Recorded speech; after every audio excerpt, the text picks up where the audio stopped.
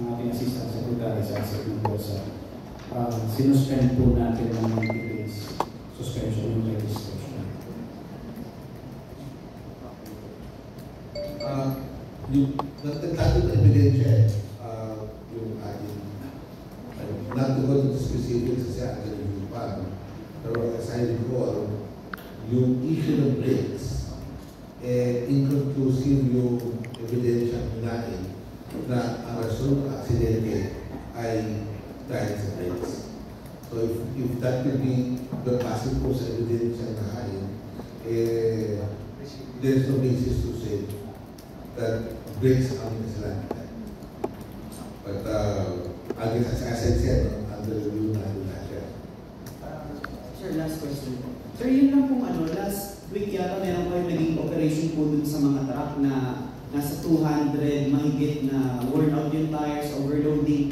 Sir, sa LTO po, ano ang assessment natin dun sa mga operators po ng trucking at saka ano po yung nakita yung dapat pang gawin sa na pagbabantay po sa kanila?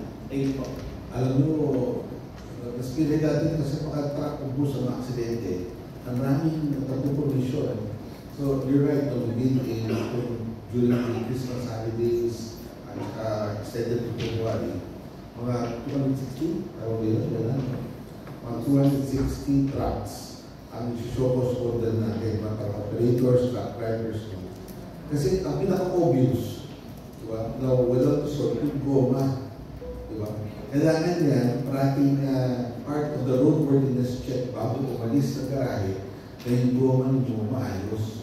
Hindi pwede mong sabihin, kahapon inayos mo yan, nasira na ngayon.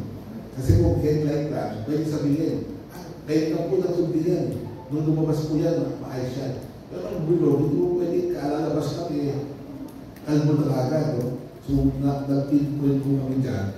And also, kasi kung truck yan, tapos ang maraming karga, pag sumabog ang gulong mo, ang laking provision yan. 260 po yan. Na lahat yan, hililingan mo natin. It is nationwide po lang, hindi lang dito sa Metro Manila yan. Yan ang titignan natin. Pero we're now moving out of trucks. Sabihin po, truck naman tayo. No? Itong nangyari sa Marilaki, talagang ayaw ko dyan sa amin yan. Talagang, alam mo, iba pa yung aksidente, iba pa yung exhibition, iba pa yung kumakalakpak. No? Para, sabi ko, we should go back to basics. Yung education and training ng ating mga motorista. Para bagang, okay lang gawin yun sa isang public road. No? So, we will reach out again, we will go back to sa ating mga bikers group. No?